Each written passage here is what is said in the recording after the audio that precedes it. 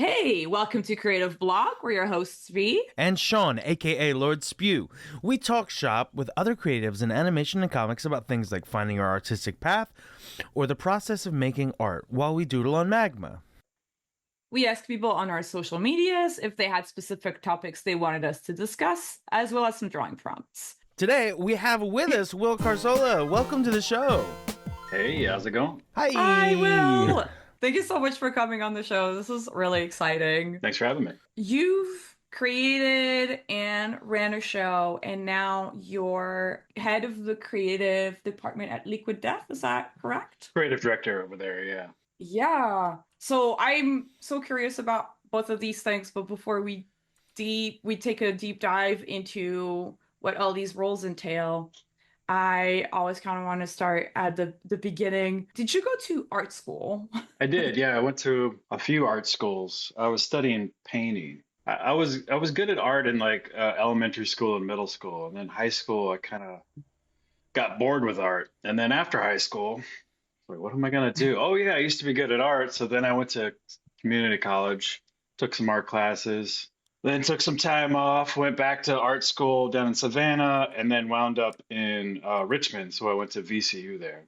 And then I wound up dropping out with a year left because I got super interested in video, which video ultimately led me into animation. So it kind of went from, by stepping away from art, I went back into art effectively. Yeah, that's super interesting because so you said when you said you studied painting, you were kind of like at first studying more kind of Oil like painting. fine arts. Yeah. Yeah. Do you ever do that anymore? You know, up until about a year and a half ago, I've been painting ever since then. Yeah. Drawing digital all the time has made me so impatient. So you have to wait for this layer to dry? What is going on? Yeah. So, I mean, Yeah. I still do a lot of drawing, but that's about as far as physical art goes. Yeah, I'm not really painting too much these days, but I want to get back into it. Did you start drawing digitally, actually? Kind of around Mr. Pickles days, you know. Whenever I did animation before Mr. Pickles, I would animate while drawing with a computer mouse. I don't know how I did that now. Wow, Oh that's no. OG. And it wasn't just stick figures, it was animation. Yeah, I mean, my animation style when it was just me doing it, you know, I kind of a DIY background with it. Yeah, I would draw in Photoshop and then I would edit in Final Cut. Oh, So I would okay. basically animate in Final Cut, which I only met one other person who did it that way. So the way that I animated was super backwards. Yeah, I mean, they were funny, so ultimately that was Oh, all yeah. that kind of mattered, I guess. But then with Mr. Pickles, you know, like I worked with a lot of super talented animators and artists and designers, and they took my art to a new level as far as animation goes on that show. You know. So I want to know about the before Mr. Pickle times. Like, take us back to your first kind of entrance into the art industry. Did you start off in the art industry elsewhere, or did you get right into the animation industry?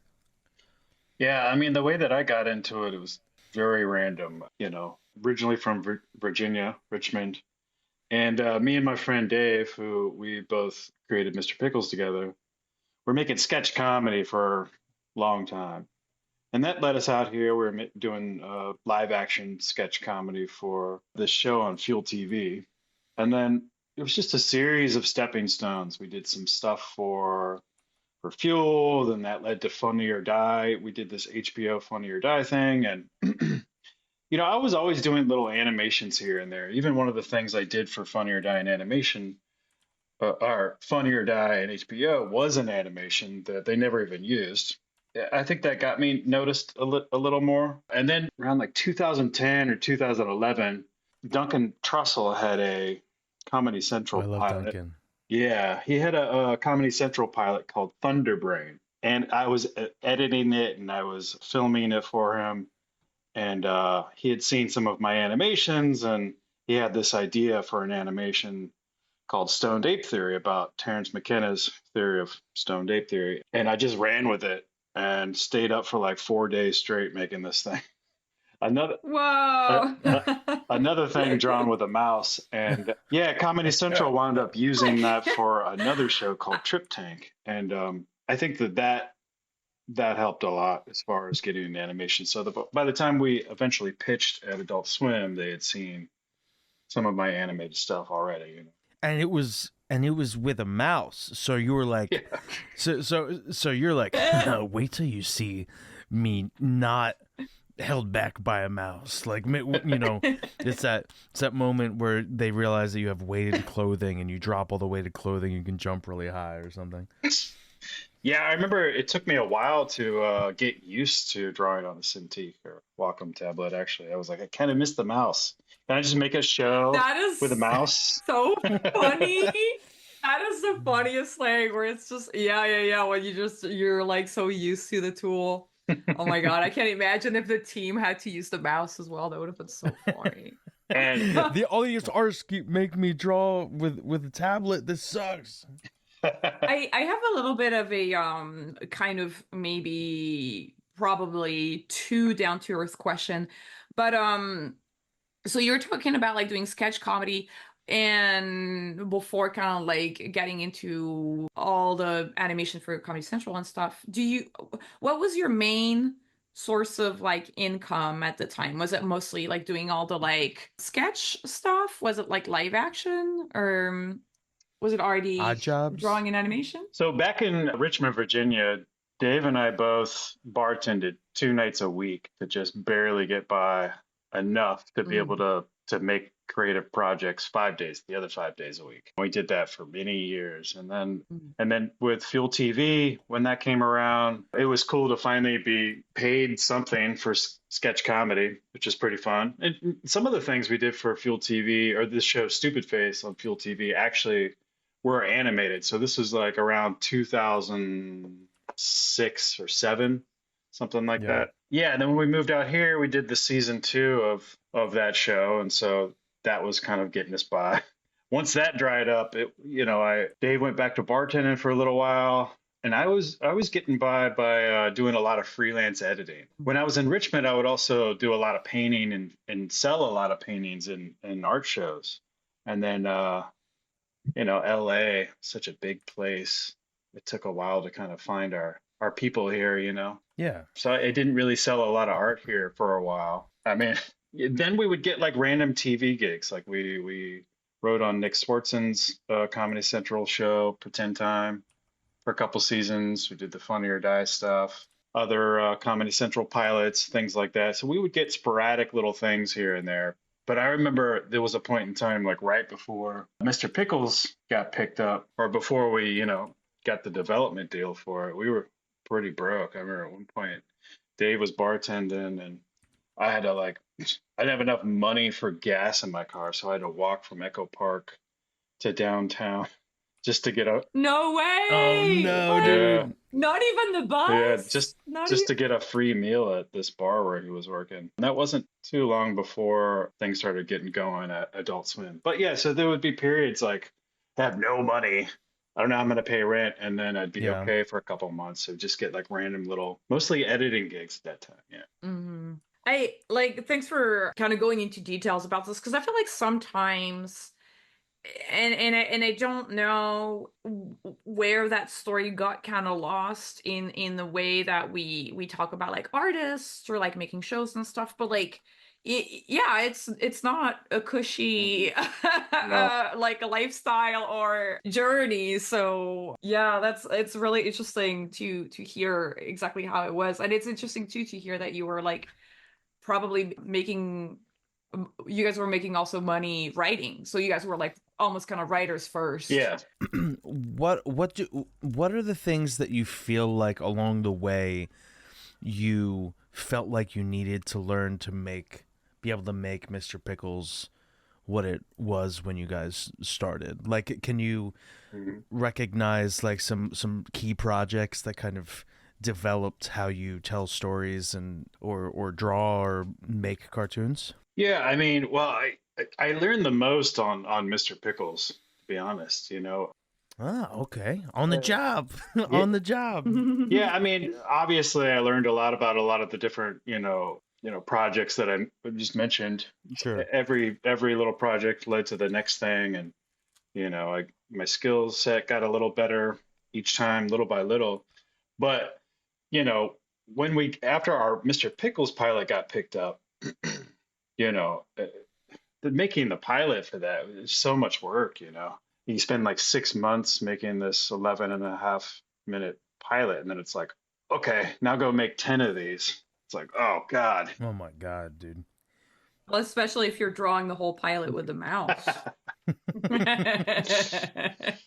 And So yeah, so I just basically had to learn how to make a show is way faster than I could have ever imagined. And really, the most important part that I learned was not on the art or animation side; it's the writing side. And mhm. the biggest, I'll just say, once I figured out like really nailed down story structure, that's when I had all the weapons I could need to make a show. And without that, it's really tough. Going down Yeah. roads where like you don't exactly know where an episode should go is awful. It's super stressful. But then It's once a yeah, mystery. yeah. Uh, Mhm.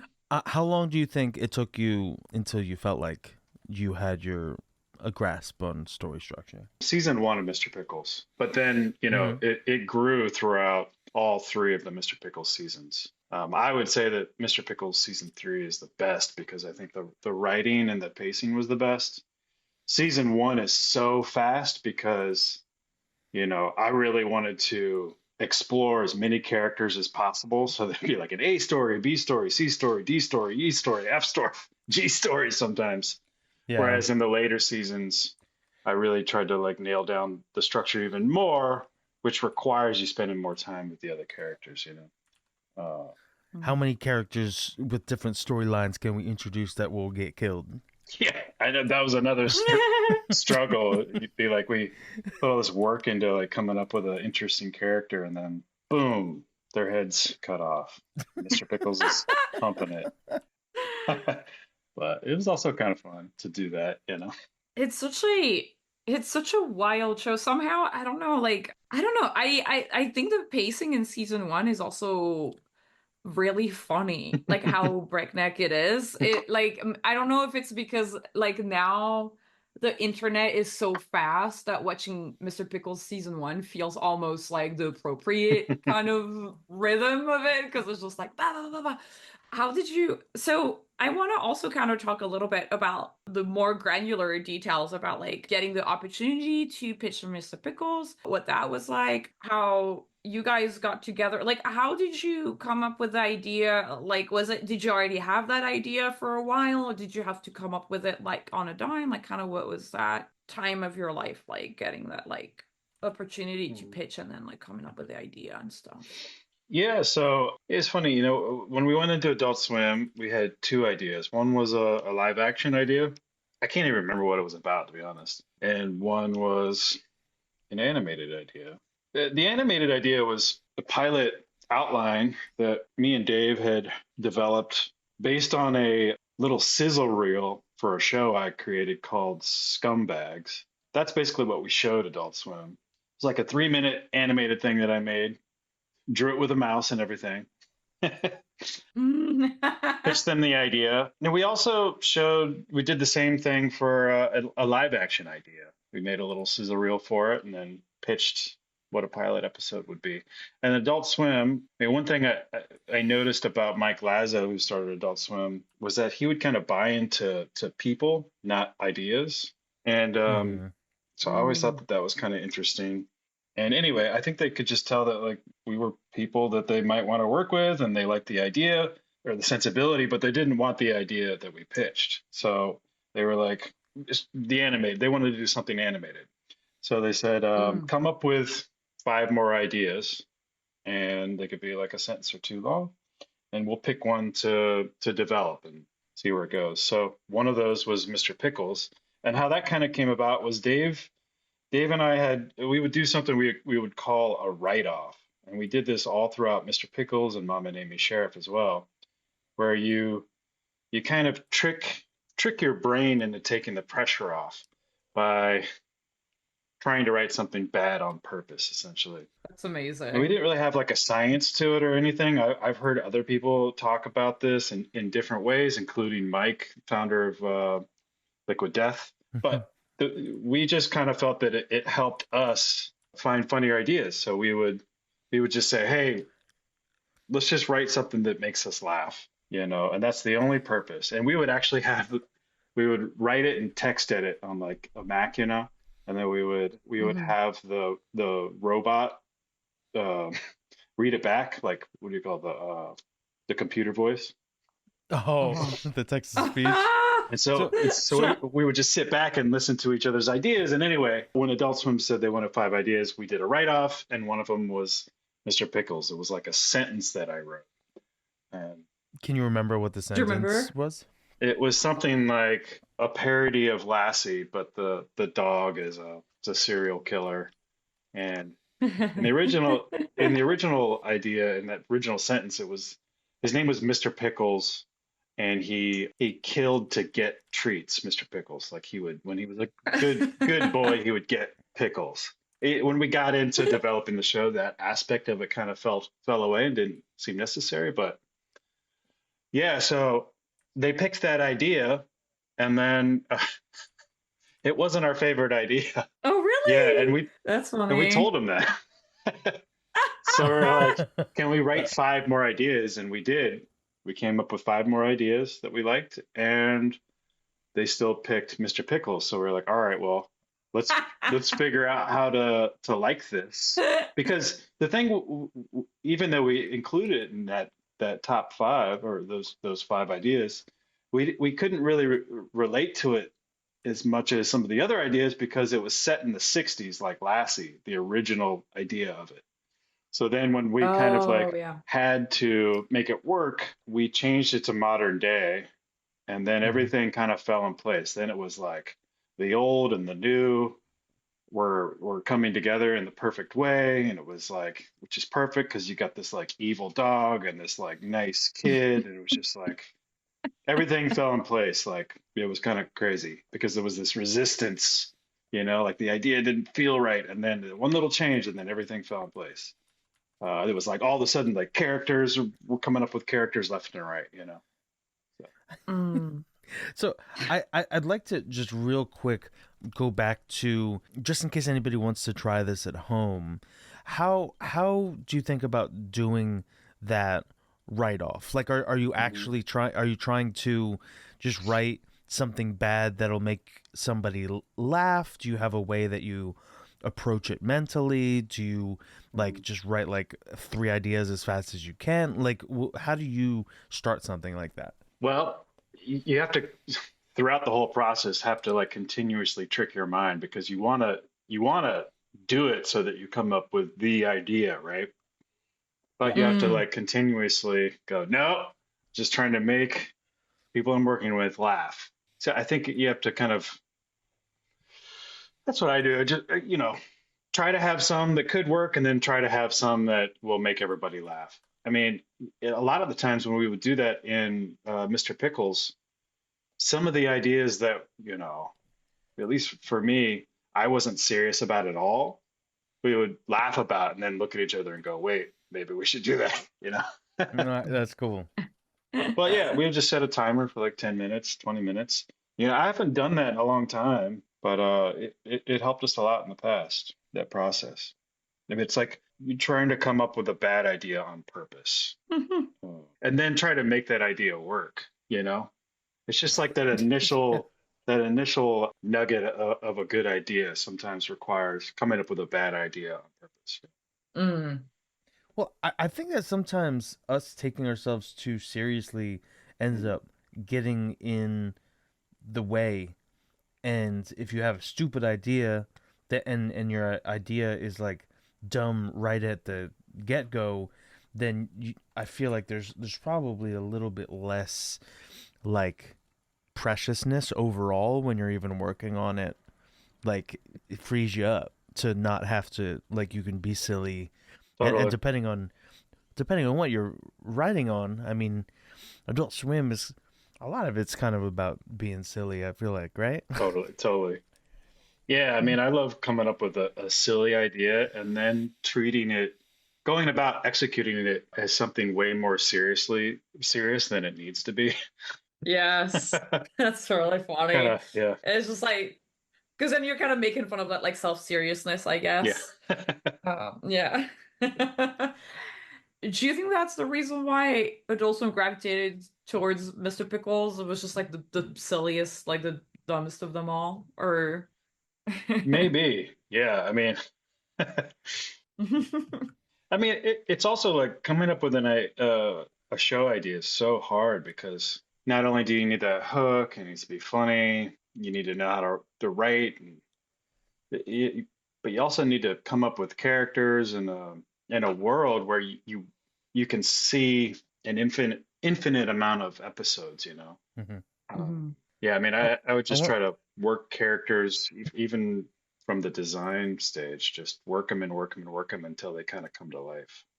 But yeah, I we're gonna wanted say to ask what it was like to be like. I feel like there is sort of an era of Adult Swim that was like almost like the era of violence. There was like I feel like Mr. Pickles, King Star King, Super Super Jail, Joe. like Mhm. there was this era of Adult Swim that was kind of like hyper violence, and then Adult Swim sort of went away from that a little Mhm. bit. I wanted to ask you about what it was like to make a cartoon like that, and if there was ever, any pushback from the studio, or if you got a letter from Concerned Moms of America, or like what? Yeah, what was that like? You know, I actually just saw JJ today.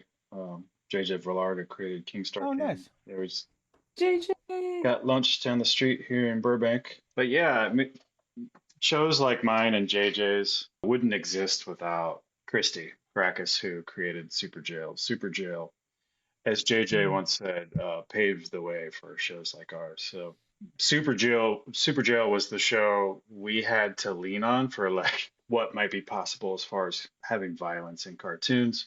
I mean, I know there were a couple times where, we have something we're trying to do in a Mr. Pickles episode that's super gory and, standards and practices doesn't want it to be as gory as it is. And we would say, well, Super Jail did something like this, and sometimes that would help us get it through. But honestly, the S&P notes that we would get most were usually anything sexual. We had to find super creative ways to go Yeah. about it. But yeah, things we would get these hilarious emails from them like when Bigfoot is having sex with the owl, we cannot see any thrusting, so we'd have to like partially obscure it. V was just sending me messages about this today Who was? about Adult Swim's V.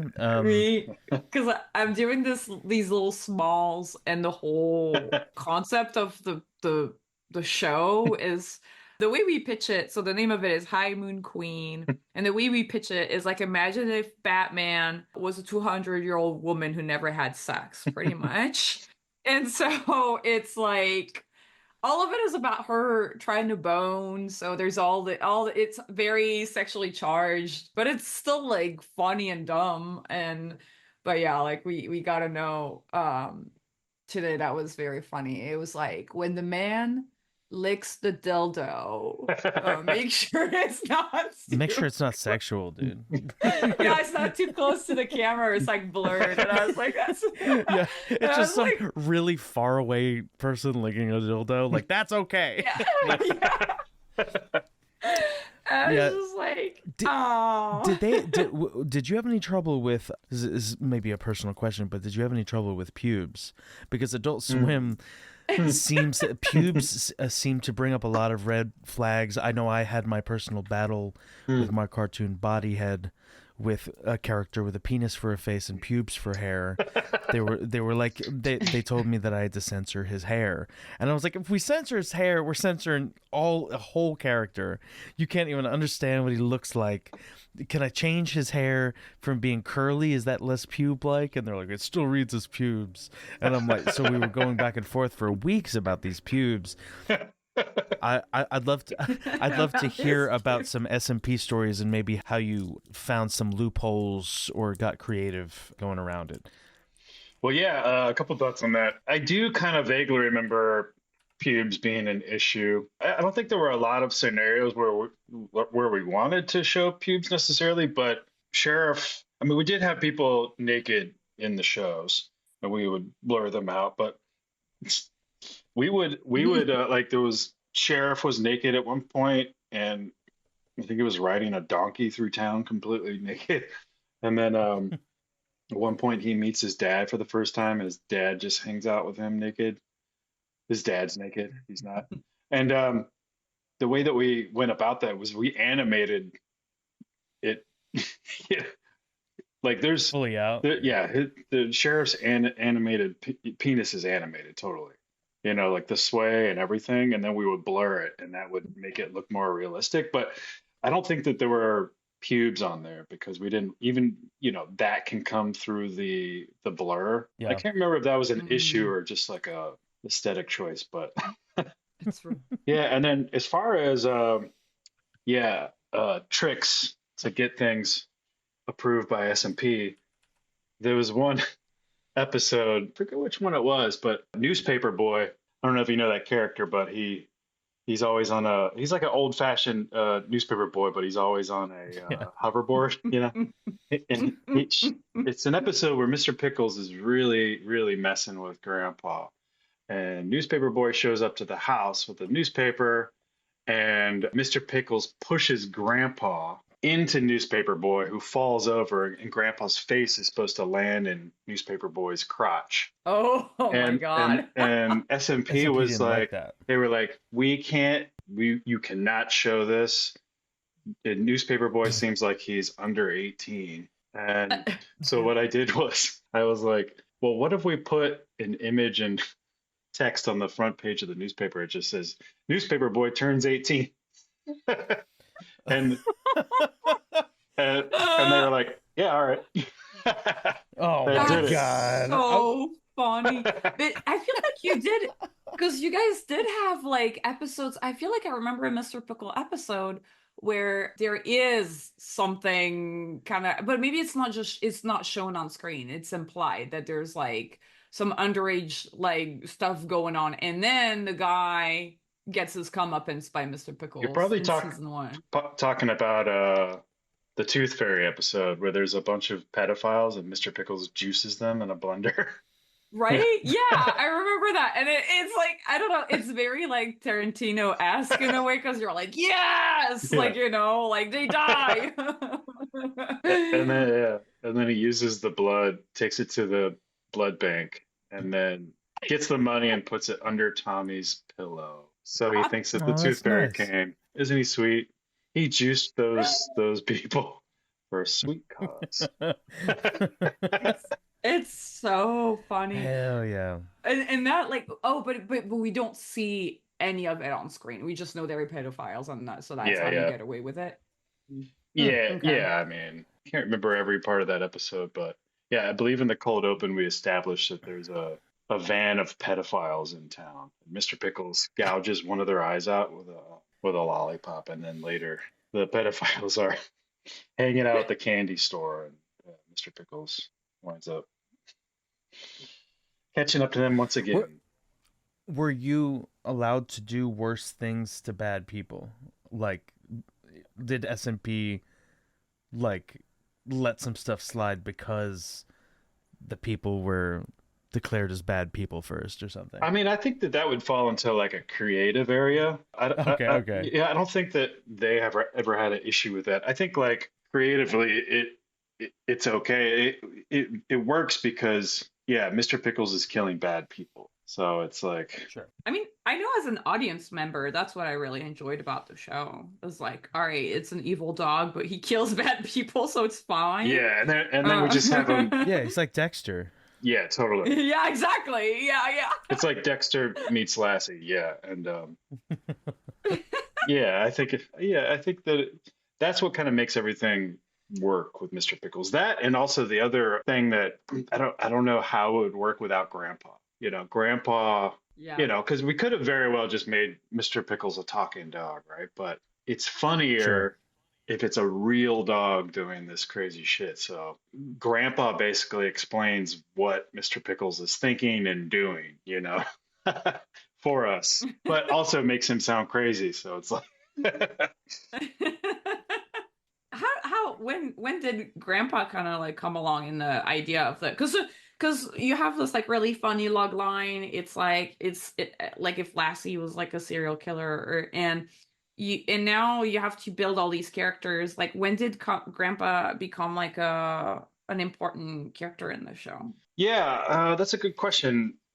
I'm not entirely sure. I think he might have been in that original sentence, and if not, I think he was in, the next round of development on it. But yeah, it was pretty early on for Grandpa. I think that remember that was something that Dave and I, as soon as we kind of talked about that, it was just like, oh yeah, that's great. And I think that we always kind of saw Grandpa kind of closer to how he wound up in the show, but there was a point when we were casting where Adult Swim really wanted him to be more kind of stern and not that Grandpa's stupid, but like he kind of sounds unbelievable. You know what I mean? When he talks with all the Yeah, stammering and everything, he sounds like a crazy old man.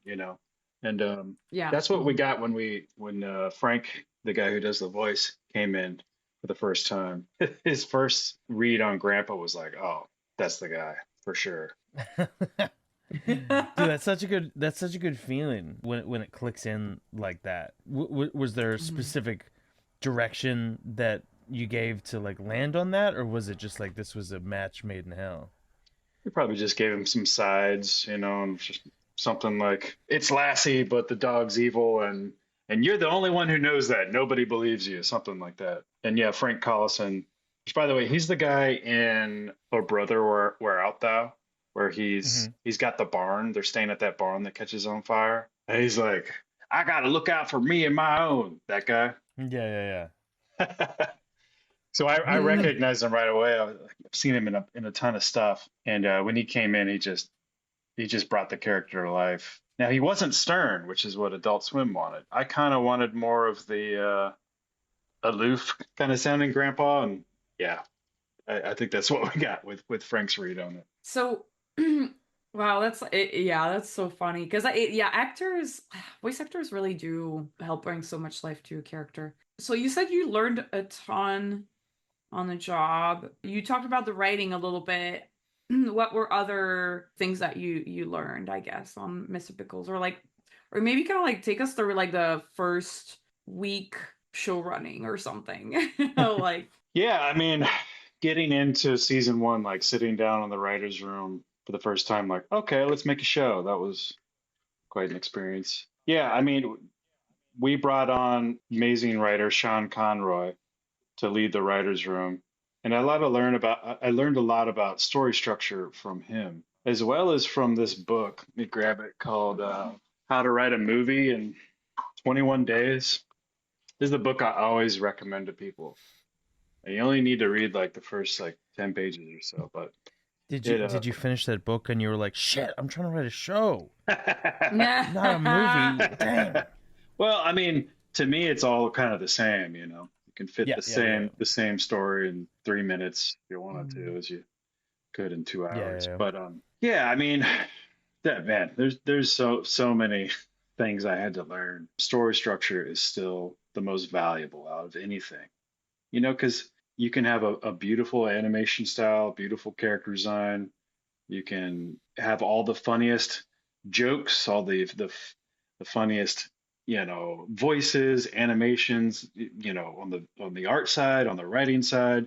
But if you don't have story structure, you kind of have nothing when it comes Mhm. to making a show. And it took me a long time to learn that.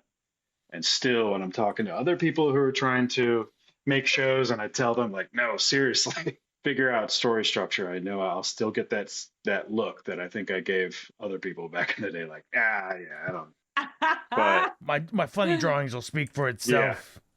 yeah, and I probably went through like years of learning in a few months on Mr. Pickles because we just had to come up with stuff so fast. But yeah, I mean, I had to get a lot. On Mr. Pickles, I would do the storyboards and edit. I would do a lot of everything. And so I had to figure out how to do all of that much faster. And when I couldn't do that, I would just basically live at the office. I just wouldn't go home on the weekends, and I would just put in the extra hours to get it to where I wanted it to be.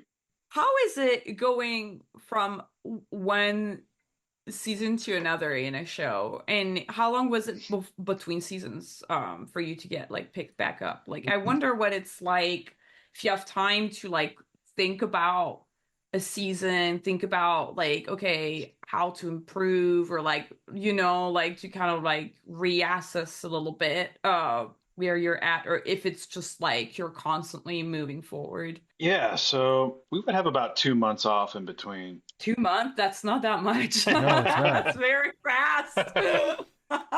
Yeah, I didn't know. I mean, I remember we were told that it would be ideal if we just went right into the next season. But man, after finishing the season, it's like, oh, I need a break. And I feel like after a month, it wasn't long enough. There was one season where I took off a month and I was like, oh, I'm not ready to get back into this. But yeah, we would usually, after the first couple episodes have aired, after a couple of weeks into that break, we would find out if we were getting picked up again, usually. And then Mm. take a couple months off, try to clear my head. Every would take me about a month to detach. And it'd be like a month of like, oh shit, did we fix this one thing in this one episode? Where like, oh shit, it's about to air, like, oh yeah, no, Oh my we did God. that. You're like dreaming about problems you need to fix that like a lot of times don't even exist. Like, Yeah. Oh no. You can't even escape in slumber. yeah. How long was working on this season? I forgot like from a because I feel like for us, for Sean and I, we've always worked as like the artists. And so it's usually much like smaller the amount of time we spend on a show, on a season. But like from the point of view of a showrunner, for one season, do you remember how long it was? Was it hmm kind of like a year and a half or Yeah, we would spend about 4.5 months writing, and then okay. every once in a while it would go long and it'd dip into like 5 or maybe it was 4, and then we would spend the next maybe like 10 months or so making the show. Yeah, so we would write it Mm, all at once and then go right into post because I know a lot of shows, the writing is going on while the production is happening, but I was so involved in the writing and in everything mm. post on like on all creative levels that I just yeah, I couldn't see a world where I could get the writing done, while also having to figure out all the visual aspects of other episodes. So it was nice to kind of just get in the writing zone for Mm. 4 or 5 months and just knock it all out and then switching my brain entirely into all right, now let's make this. Did you ever have to kick some episodes back into writing, even though you were like into production? Yes, all the time. But I would just make most of the changes myself, and a lot of times it would just Mm. I would basically have to figure that out in the edit storyboard phase. I mean, the biggest issue that It's we yeah. would have is that you know our scripts were too long, Ah. and it was just too hard to fit everything into 11 minutes and 15 seconds, which is Mm. quite challenging. I mean, that's another reason why I had to really buckle down and figure out story structure because it's like what story structure taught me was this is the bare minimum of what I need in an episode, which equals to this is the fastest way that I can get this story across. And so when I had a Mhm. lot of story, not a lot of time, as far as the episode length, that really, really helped. How long would you spend in a edit bay for an 11? Would you say like a whole day? Would you go back into the edit bay for an episode like multiple times? Like what's your Yeah, how so would you um, I would basically have a week and a half scheduled for me to do a scratch VO of all the voices, then do a real rough, audio edit, just scratch edit, and then also storyboard the whole thing. There were some periods where I would keep it mostly thumbnails, and then I would have other storyboard artists turn that into an animatic. But most of the time, I would do a lot of the storyboards with the help of a couple other storyboard artists. But I would have like two That's weeks to do all of that, and it was that's crazy. That's really interesting. I haven't heard of that a lot. Wow, that's actually really, yeah, amazing. 2 weeks for an 11 by well, yourself? I yeah. mean, you had some help, but that's crazy. I mean, I would have a week and a half scheduled, but they would always take 2 weeks. I could never get it done earlier than that. So I, working weekends and stuff. And For yeah, yeah. it was challenging. Whoa, for an 11, that's really hard. That's really hard. One Whoa. tricky thing when I did have, other storyboard artists, one tricky thing was that I would be nailing down one episode as far as the edit, Mm, storyboards, while I have the storyboard artist episode ahead of me. And I've kind of like loosely hmm kicked it off to them and they're running with it, But then I would find in the edit, like, I got to cut this thing down. And hmm by the time I'm in the edit, they're already done with what they've done. And I'm finding things that I have to cut. Now I got to change the whole idea partially here or there. And it would change all the visuals. So, like, I would have to throw away a lot of storyboard artists and then try to get them to either help me or just like redo a lot of it my own. It was, we had to work through a lot of kinks in the early years, but I think we really nailed it down in season hmm three. And a lot of those episodes, I would just kind of like the last Mr. Pickles episode. I might have storyboarded the whole thing myself, but yeah. So then we would, those would just be scratch takes though. So we would then record with the real actors, and then we'd have to edit it all over again, essentially. Wow. But Oh my God, what a ride. Yeah, that sounds, I mean, I don't know. It also sounds it exciting. It was, sounds yeah. like yeah, it's like exhausting, but it's also exciting. We're always trying to find Uh, ways to speed things up too, which was also kind of another challenge because a lot of the things that we did to our producers did to try and speed me up slowed me down. But yeah, we were always kind of really just trying to figure out how best all to work together and get it done. And I had a huge help from Mike Mayfield. I don't know if you guys know Mike. Oh, I love Mike. Yeah, I could not have made Mr. Pickles without him. He basically taught me how an animated show should work. And without Mike there, I don't know how that would So have Mike worked was out. the supervising director on the Midnight Gospel, That's right. Yeah. and I think is the reason why that show was able to get finished despite being so strange and experimental. Like he was like the practical thing that held it all together. Yeah. Mike's incredible. He's worked on a ton of great shows as well. Cleveland show, all kinds of stuff. But yeah, I learned a lot from Mike on the animated side. I think if there's anybody that I learned from the most on the animated side, it'd be Mike for sure. He also helped with a lot of my character designs. Some of my earlier designs for these characters had a lot more details in them, Mm-hmm. which was going to be a nightmare for animators to mm, Yeah. track all these different details. And, he kind of toned those down a lot. And then I had to kind of get used to that. And I think my art, it actually like changed my art. It helped define how I do details more. Kind of sometimes I'll put the same amount of details that I used to, but largely mm. I grew with the Mr. Pickles character design. Yeah, I feel like there's a lot of shows or a lot of illustrators that when they get into animation, they have to. It's almost like they have an illustration style and then an animation style, but you have to Yeah, like you have to learn to be okay with a new level of simplicity of drawings. It's kind of like learning a new hmm, segment of your drawing style, a variant. totally.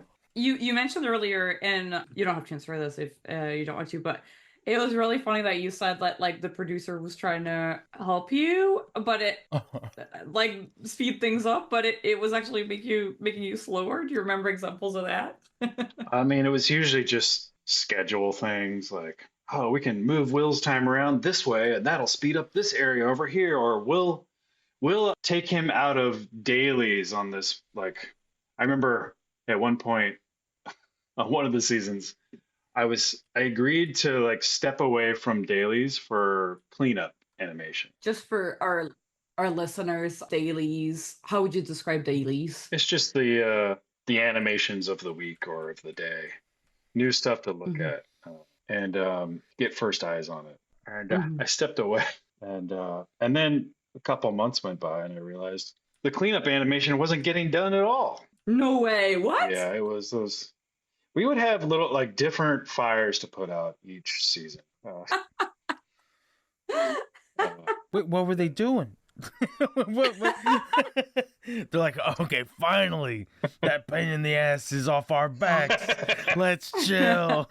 I'm like, that's yeah, I hilarious. think the producer tried to put, catch up on rough animation by not doing Mm, cleanup animation. Hopefully, we'd figure it out later. But so, there was little That's things like so that. I fun. mean, yeah, I mean, I definitely work differently than most people too, and not like going to school really for animation. I went to school for painting, but I didn't go to school for video either. I kind of just taught myself. So I'm just kind of have my weird little ways of doing things, and I guess ultimately it comes down to like, do you want the best that I can bring to this, or do you want some cookie cutter version of it? Ideally, Mm. somewhere in the middle is probably ideal.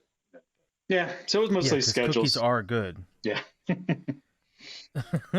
I do like a good cookie that is the normal shape, but I understand that it can feel good to add your own juice, your own recipe.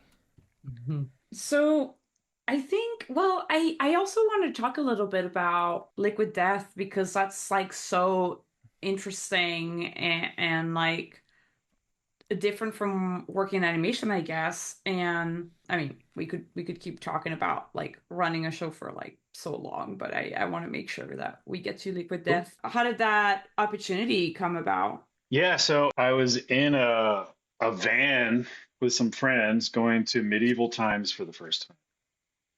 And I got a message on Instagram from Mike Cesario, founder of Liquid Death. It's like, hey, this is like 2017 or 18 or something. It's just like, hey, I have this idea for a water brand called Liquid Death. Would you want to help with it? And I read that message off to some friends, and everybody was laughing. And I was like, yeah, let's do it. So we met up and talked to Mike about, well, first off, Mike came to me because he around the time when he was coming up with the idea for Liquid Death, saw Mr. Pickles one night. Oh, nice. So that's why he messaged me. And then yeah, I met with him over in Echo Park, and we just started, he told me about his idea with Liquid Death. I really liked that it was not only a super crazy idea, especially at the time, but it had a lot of horror comedy potential in it. Yeah. And I also really liked that it was good for the environment, that the cans were Mm. infinitely recyclable. That was something that mattered to me. So then I started, yeah, working on it in 2018. And the first thing I drew was the Liquid Death skull. And I intended it just to be a shirt design. It was kind of just the first, all right, I'm doing something for Liquid Death. What is Liquid Death? You know, First thing that came to mind was Mm, this drippy skull. And I texted it to Mike, like, hey, I got this cool shirt idea. And he wound up throwing the skull on the can, and then it became the logo. that's And so long cool. story short, it kind of, Mr. Pickles led to Liquid Death for me. So. Man, that's so sick. I also recently had seen the cartoon that you made for Liquid Oh Death, yeah, yeah. the avatar. It's really funny Thanks, man. how, I mean, it makes sense to make some promos and things around Liquid Death with you being on it. How did you? Was that always the plan, or was it? How did you get to the point where you were making that? Yeah, so I mean that was also one of the first things I did for Liquid Death back in the day was we made, I don't know if you saw the original animation that we did. Oh, maybe I didn't. Yeah, there's one on YouTube from probably 2018, I think. Maybe 2019, but it's called Hey Kids, Murder Your Thirst. And it was very similar to the animated trailer that we put out this year, but it was kind of just a montage of crazy kills. Yeah, and that yeah, so we were always talking about doing more and more stuff with Murder Man, and then cut to a couple years ago, we were talking about Murder Man the character some more, and I kind of saw potential for there being an animated show starring him, because he's designed in my same character design style as Mr. Pickles, so it, like as you said, it seems like something that should happen, right? So I started Yeah. kind of putting together some more to the character, came up with a world, and worked with Mike Cesario to come up with an idea for a show. And yeah, so then we basically took a whole episode idea and merged it into a minute and 40 seconds. But Whoa! Just carnage for. it was fun though. That's so funny. Were you gonna, so you said an idea for a show? Were you thinking of like pitching shows with Mike? Yeah, so we have a teaser for The Adventures of Murder Man. And yeah, we're hoping that it could be a show eventually. We'll have to kind of see what happens. But yeah, I know it doesn't seem like a lot of networks are really buying shows right now. But, and, I think you were kind of hitting at it earlier, Sean. I don't think Adult Swim is doing a lot of violent stuff right now. Mm. But It's a different era. yeah, it does kind of seem like it's a different era. Mm. Yeah, hopefully eventually it will become a show. I developed it quite a bit, and when the time's right, hopefully we can do more with it. That would be Yeah, sick. get some fun ideas Yeah. with that show. I don't know if you've seen the trailer, right? I don't want to spoil anything, Yeah. but he's wearing this ridiculous disguise working at the DMV. But yeah, I have a bunch of ideas and things that I want to explore more with that world and that character. So I do like that in this world of influencers with energy drinks that are theirs, and there's this water that has just this Murder Man and just skulls and violence, like, but it's water. But it's so cool though. I feel like that's a big thing. Is like I remember the very first time I ever saw a Liquid Death can was I was at Sony. I was working on a movie there, and one of my storyboard artists, like coworkers, comes in, and I'm like, "Are you drinking?" Alcohol? Yeah, yeah. I was like, "What are you doing?" It's like 2 Because p.m. drinking water is so lame. It's like, oh, what do you go on hikes or something? Like, what are you drinking something from? Are you sipping from the earth? Are you a little nature child? Like, but I do feel like it's a way for someone to drink water. Also, as a straight edge person, I have always, you always feel like people are looking at you, kind of judging you for not having a cool big boy drink. I think that having a can that looks cool, This I helps. don't know. It's a weird thing, dude. Yeah, I like, I go through periods where I'm not drinking at all, and during that time, I really like the sparkling water a lot. It kind of gives you that burn in the back of the throat, kind of like a beer would in a way. Mm. Also, it kind of, the pitch for Liquid Death almost sounds like one of those write-offs that you guys would do. Like, it sounds like someone was like, listen to this stupid thing. And I feel like the fact that you were with your friends and were able to say it out loud and it made them laugh, that probably cemented something that, like, this is like kind of like a funny idea. Yeah, I think Mike's process of getting to the idea of Liquid Death is different than a write-off, but it's doing the same thing, and I've talked to him about it too, it's just basically tricking your mind into coming up with an idea differently, or trying to come up with That's a bad cool. idea on purpose. That's another way to say it.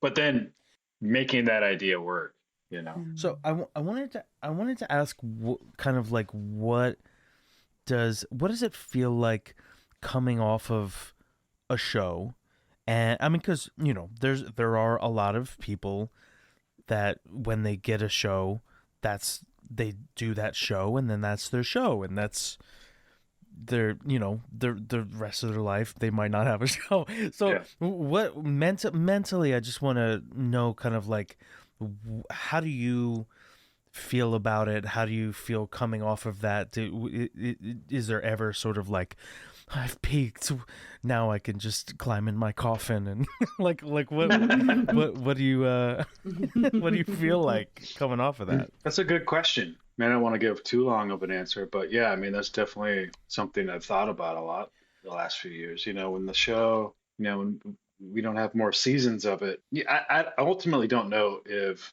we're ever going to do more. I hope so.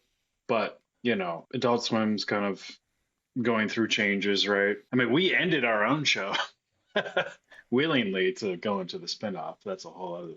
Mm. But yeah, it's been a few years since I've made either of the shows, and yeah, it was difficult kind of detaching from it, because it's like you get your identity gets wrapped up in your identity, and your ego can all get wrapped up into what you do. And it's like, what do I do? I make a cartoon about a evil dog. That's who Will Carsola is, And then so I I have to like kind of break that down, and like still the same person, but you know, I'm just doing other stuff now. Yeah, it was tricky. I kind of had to refigure out what it is I really want to be doing. Mm-hmm. And I really kind of threw myself back into art the last few years. That's awesome. And that was nice because, when I was before Mr. Pickles, I was drawing all the time, even though I was doing a lot of live action stuff too. I spent a lot of time painting and doing drawings. And 2012 was when we started making Mr. Pickles, or at least the pilot. I didn't have any time to rarely had time to draw the things that I wanted to. It's like I got making the show, you know, Mhm. and that was all I had time for. I didn't really have time for like many relationships or anything. I was just like zoned in on that Mm. show, and that's it. So it's been nice to kind of get back into art more. Sorry, I forgot what the I question Mm. was entirely. No. I had Yeah, that no, sort of in a microcosm when I first graduated college. I had made a cartoon that got me a lot of my first jobs, Mm. and it was something that like initially I was pitching and people were interested in, and I noticed that when I had first made that thing, anything that I posted that wasn't that cartoon idea, everybody was like, "Where's that other cartoon idea? Yeah, That's your good idea." And yeah, it for a little while, I sort of felt like, do I have one good character that is my main one? yeah. I've noticed that too with myself, and kind of don't like it in a lot of ways because, it's like Yeah, it's nice that if I post something about Mr. Pickles, I could get a lot of likes and stuff. But like, you know, I do more stuff than that. Mm. yeah, Yeah, I really like making new stuff all the time, and have grown to yeah. just not care if people don't like the new stuff that I'm making. That's good. It's just like I make art primarily because it satisfies something in my soul. Like I kind of Mm. have to just do it, I guess. I don't really know how to explain it, but I'm sure you know what I'm talking about. Yeah. Mm-hmm. Yeah, I don't know. I always kind of like people who listen to the podcast for a while, they know exactly what I'm going to say. But there's this thing that Bukowski says about like, don't write, because it's like, Mm. if you want to write, you're just going to do it anyway. So I kind of like always kind of like transfer that over to art, is like, well, don't even try to draw, because if you want to draw, you're going to do it anyway. Kind of thing. And so yeah, I totally get what you mean. Do you feel like a little bit free now that like you've kind of passed that milestone of like not caring if you post something that's not Mr. Pickles? Yeah, yeah, I guess I do. I think I could use a little bit more of that always too, though. I mean, Sure, sure, sure. I mean, I ideally like my like ideal future is to just wake up and just whatever idea I feel like doing that day, I've got my whole day nothing on my schedule. I'm just gonna do whatever that is. If I'm gonna write, I'm gonna write. If I'm gonna draw, I'm gonna draw. Make some song or something, I'll pick up the guitar, whatever. That's Mm-hmm. hopefully I can get that free someday. It sounds like you have a healthy attitude about this stuff. If you were to give any advice to some young folks that might be getting together, their first pitch, might have pitched and are bracing for their first, turn down, like, how do you keep a healthy head on your shoulders when it comes to putting your ideas on the chopping block and on the table and being, hey, what do you think about this? And then them saying it's not good for TV, whatever. Yeah, I think it's hard to let go of ideas, but it's a lot more fun to come up with new ideas. So That's so true. always just trying to grow and being open to change, being open to just, not letting what you're doing right now define who you're going to be the rest of your life. It's like I've let go of art styles altogether because it's like, well, I don't feel like doing this anymore, so why am I doing it? Like my painting style used to be different than my art style. And then I just kind of let the painting style go and do more of the like cartoon style now. So just being open to redefining yourself, or just coming up with new chapters uh, a lot instead of just repeating the same chapter for this reason or that. It's always got to, you know, Dave and I always kind of had a motto when we were making sketch comedy, and Mr. Pickles, Mama Named Sheriff, was like, do it until it's not fun. Like, keep it fun, is what we would say. If it's Mm-hmm. not fun, then you Mm-hmm. shouldn't really be doing it when it comes to this kind of stuff, is the way I look at it. And yeah, there's something else I was going to say. I can't remember. It'll come to me later. But No, that's good advice. Yeah. oh, I know what I was going to say. Just that if you do something you love long enough, the chances are way higher that you'll actually be able to do something with it, as far as like going up to that next level or making a living doing it goes. Hmm. But that's a long road for sure too. Just be aware of that. I mean, it can take decades of just doing what you love long enough that it attracts other people who want more of that. That's so awesome. I love that you said that, like the both that it will attract other people. Like if you keep doing the thing that you love, that you'll get better and then it'll attract new opportunities. But also I Mhm. like that you said the thing about new ideas are more fun. And I think that's so true. And I think it's also something that's a really good advice for people who can get like really, yeah, sad, disappointed, hung up on like an idea not going where they hoped it would Yeah. go, is just to be like, you can come with so many more fun new stuff. I can also be very bad about putting a ton of time into something that I'm really into, and then right around the time when I'm done with it, I'm just like, I just want to start something new. I don't even show it to anybody or show it to one person, you know, which leads to me some other advice. I need to be better about this too, but I keep kind of learning this the hard way. But if you have a really good idea that you haven't really sunk your teeth into, but you're so excited about it that you just want to tell somebody about it, don't. Because if their reaction isn't, oh, that's great, I love it, you might second guess that idea and not do it at all. That's happened to me a bunch of times too. So it's Oh. like, Mm. man, for me, it's just a bunch of mental tricks. It's like it's like my mind is both my friend and enemy at the same time. V, do you have any mental tricks that like you trick yourself with? Well, I don't know. I feel like I'm a little bit the opposite sometimes where I just kind of like kept a lot of stuff to myself for too long, and then I personally would lose um the like interest in the idea, if that makes sense. Like I would Mm-hmm. type something, draw some characters, do all this and that, and if I don't show it to anybody else, then I personally kind of like end up losing interest in it and then being like very self-critical about it.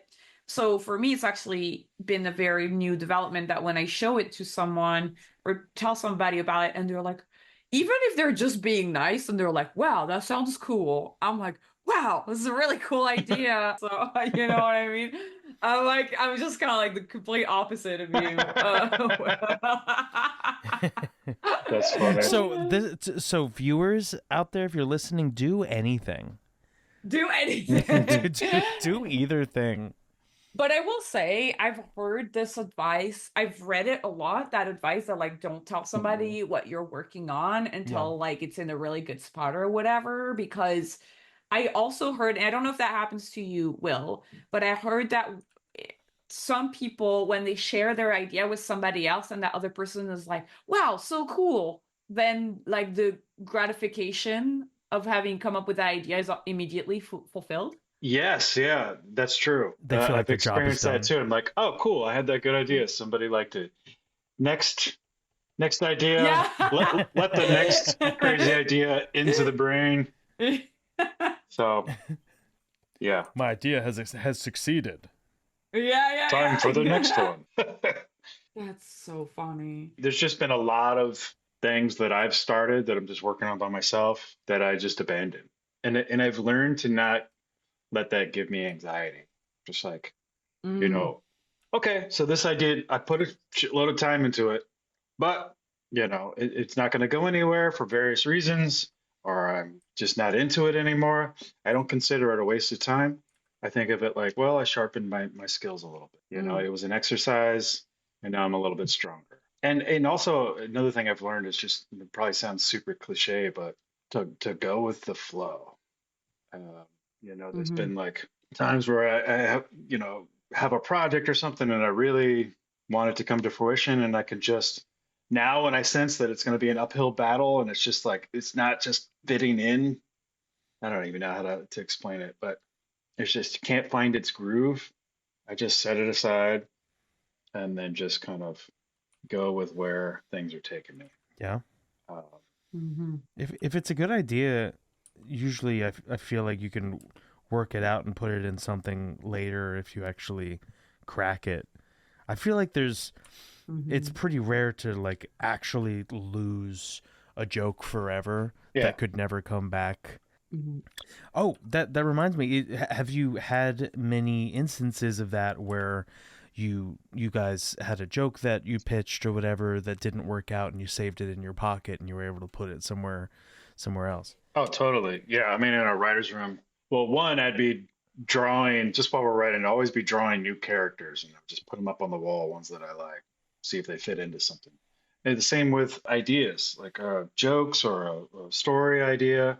Okay, so it's not fitting into this episode that we're working on. Let's put it up in this part of the wall. Like here's some potential B stories, C stories, or Tommy stories, or this Mm-hmm. character stories, whatever. And then here's just a bunch of like random jokes or this and that. And yeah, all the time we would be working on another idea and then go, oh, we can fit that idea into this. That's sick. That would happen a lot. And it's kind of a nice feeling when that happens, to be honest. But a lot of those ideas, like they just don't make it. And there were so many. I can't even think of one of them right now. But yeah, wasn't meant to be for those ideas. That's kind of how I look at it now.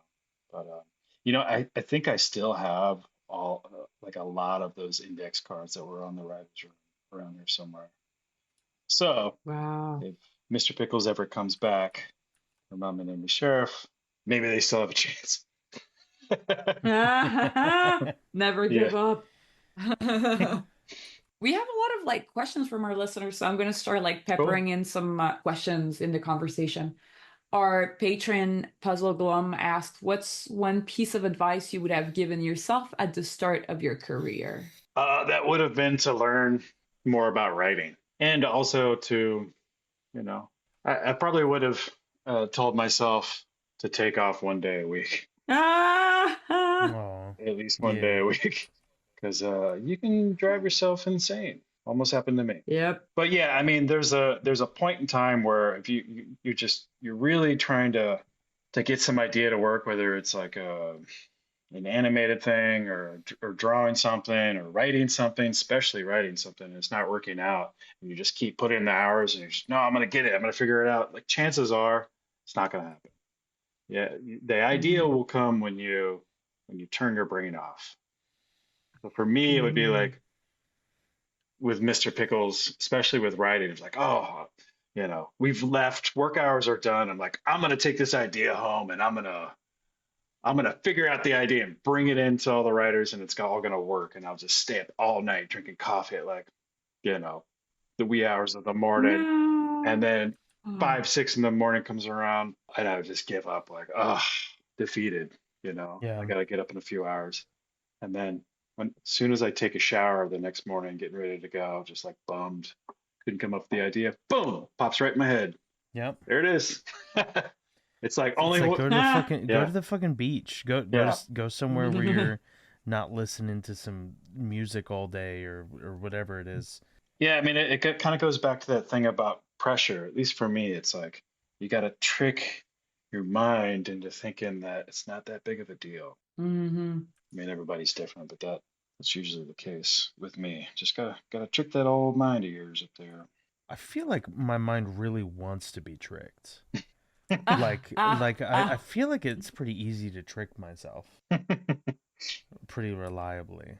I like it. I don't want to be in this reality. I think my mind's like, please let there be a different reality out there. You know, take the pressure off me a little. My mind's probably like, that Will, he got us again. Ah. He's so smart. I'm so dumb. Yeah, there's a bunch of questions here.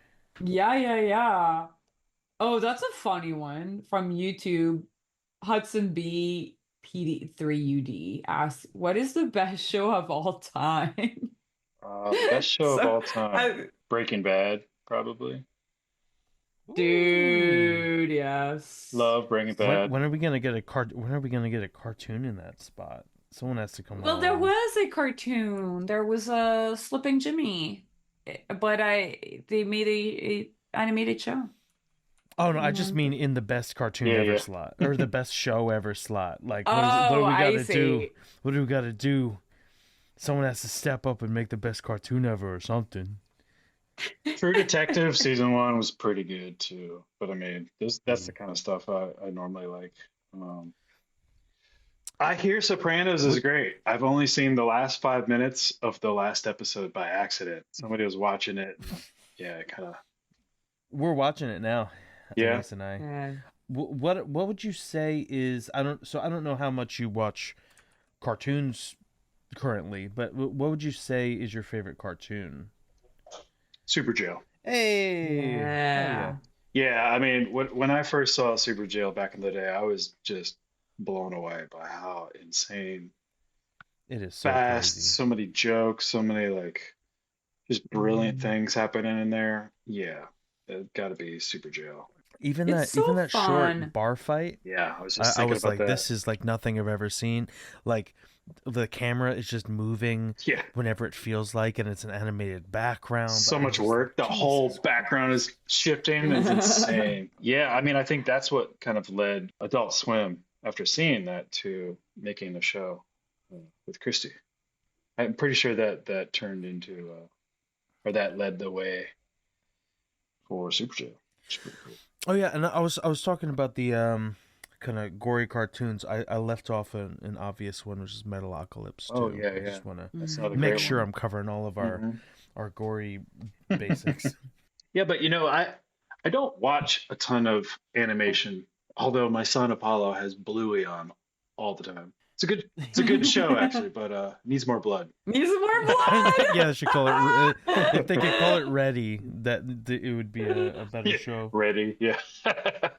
That's so funny. Oh my God. But I especially didn't watch any animation at all while I was making those shows. I mean, very rarely. You didn't want to be influenced, or was it just a natural thing? You don't watch a lot of animation No, normally. that's it. I didn't want to be influenced. Mm. It's like none of us want to think that we're influenced, but we always are. And, yeah, I just didn't want to like.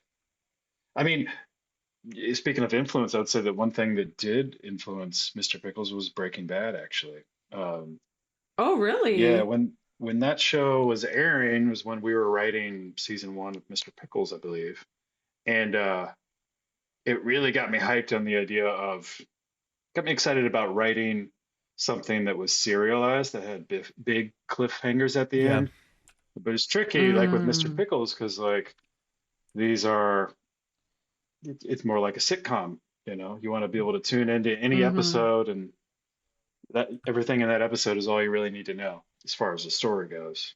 So there couldn't really be like major arcs, but I kind of made it a hybrid, in a Mm, sense that each ending of each season had a big cliffhanger that we then had Mm-hmm. to like dig ourselves out of a hole in the next season. But and so I'd have a big cliffhanger that we would lead to, and then along the way in season one, I would sprinkle in little tiny things.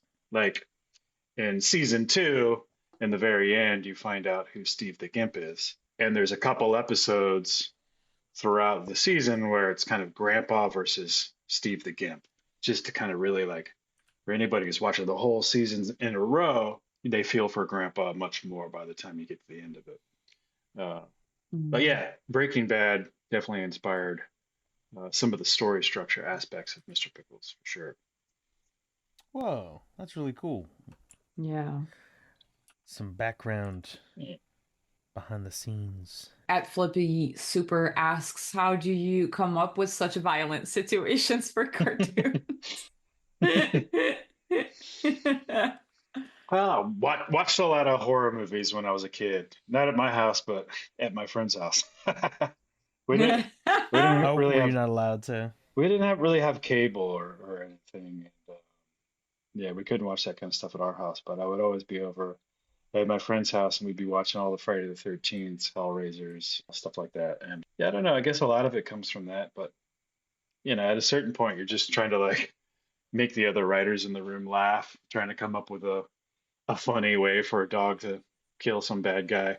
I mean, it's also like funny thing about Mr. Pickles, like the way we thought about him was like he's this super happy, smiley dog, you know, but then he's murdering people. So you know, and it's loosely based off of Dave's dog Edie, who has like a permanent smile, you know, an Oh, Australian that's fun. Shepherd dog. That's where I was just like imagining Edie, who would be in the room with us at the office. Like, what kind of crazy thing would she do that would make us laugh? You know? So, That's so funny. Ooh, so this is an interesting one. So, one of our listeners from Newgrounds asks, Bellev's Fox, what do you think will have to happen in order for major animation studios to break away from the stereotypical adult cartoon formula and embrace more varied styles of story and art direction? yeah, I mean, I would like that too. Have you guys seen the show Scavenger's Reign? Oh my god, Yeah. dude, I So love it. good. I Hmm. still haven't finished it. Yeah, it's incredible, and it gave me hope for. Yeah, it's refreshing. Yeah, I mean, I'm not. Yeah. I'm always kind of talking about Green Street Pictures because I was working there like kind of briefly. They're the one who did Oh, Scavenger's okay, cool. Reign. Everybody who's listening to this podcast, tune into Adult Swim in January for Common Side Effects. It's their next show. And that is, well, I think you'll love Common Side Effects because it is the closest to a Breaking Bad Oh show yeah, that I've seen an animated show be. Yeah, it's so exciting. It's really, really cool. awesome. Yeah, so I was just giving like a quick shout out to Green Street Pictures and their amazing shows they do. Oh yeah, I think. Yeah, I mean that show was refreshing, and you know, it seems like things are just changing all around, and I'm just hopeful that there's going to be more outlets for artists in general. And I have to see what happens. Yeah, I mean, I'm hoping that that's what the future holds, is that there'll just be more outlets for people to make their ideas. It's really hard making a cartoon show. It takes so many people and a lot of money, and uh, you know, hopefully there's just more opportunities to make crazy ideas in the near future. Mm. I hope so, at least. I think we kind of went over this one. Does the Scream and Demon on Instagram ask favorite cartoons and toys of all time? Oh, I know Screaming Demon. How's it going? Favorite cartoon characters? Yeah, cartoon Toys. toys slash Yeah, toys. do you have toys that you like? Are you a toy guy? Are Uh, you a baby guy? Are you a little kid, immature baby guy who likes toys? Oh, you like playing with toys? Oh Oh, you like my playing with toys? No, I'm just kidding. You like toys? God. I love that laugh. Well, I mean, the first thing that comes to mind is this Transformers toy that was mine when I was a kid and is now Apollo's. I think it's getting a little broken right now, but yeah, it's like a man who turns into a jet or something. Anyway, that's It pretty always cool. blew my mind how toy designers would design the robots to actually transform It's from the thing. insane. Like they would build them all to actually transform. So cool. The Transformers toys so badass. Yeah. Really cool toy design for sure. Yeah, and then when I was a kid, I was really into He-Man. I Mm. Mm. remember being like 4 or 5 and getting Castle Grayskull, and that's probably the most excited I've Mm. ever been at Christmas. Yeah, I had a Hell yeah. He-Man belt and everything. My dad always likes to remind me of something I said when I was a kid, like when I was really into He-Man, he'd be like, he said, I came into the room once and I was like, Dad, He-Man is so strong he could pick up our entire house. But yeah, I still have somewhere around here. I still have my He-Man belt buckle. Uh, I was always a big fan of little guys, like little tiny, like whether it was like army men or micro mm. machines or like, yeah, I guess like Legos, but like I used to play with like little tiny guys, and then I used to love drawing lots of little guys like Where's Waldo. Oh I yeah, I love little tiny guys. Yeah. I do agree that like having little tiny figures was nice because then you could like keep them with you and you could keep playing. You know, kind of like almost like the human version of a tech deck, you know, where you Right. could always have your little guy with you. Yeah, dude. Yes. Yeah, I still regret I handed down my suitcase. I had a little suitcase with all my micro machines in it, and I handed it down to my brother, and he didn't give a shit about that. And it's just, and now they're just gone. I liked all those little yeah. guys, and someday I'm gonna get some little guys again, and I'm whatever, dude. I'm gonna play. Should I get into Warhammer? Is that what I should? I feel like I need to get into Warhammer. Is what I need to do. Are you into Warhammer? Well, I don't know what Warhammer is. Oh, yeah, it's basically little It's little guys that guys. adults play Oh, with. little guys. Why didn't you just say little guys? No, I don't know. Okay, my bad, my bad, my No, bad. I don't know. Yeah, I don't know what it is. you can spend a lot of time painting them, which is the added value to Warhammer, I think, compared to just any other kind of little Yeah, guy. people have all these techniques to paint them well, and you spray them, Hmm. and you paint your little armies, and it's like a tabletop. Oh, okay. I think It's I know like a what you're talking about. tabletop game. Let's see. Dano Goods What's up, asks Dana? on Instagram. Dana is my old roommate.